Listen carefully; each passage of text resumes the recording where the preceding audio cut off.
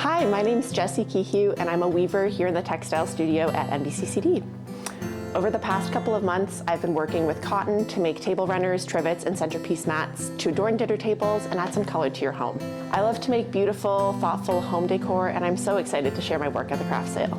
Hi, my name is Molly, and I'm a second-year ceramics student here at NBCCD.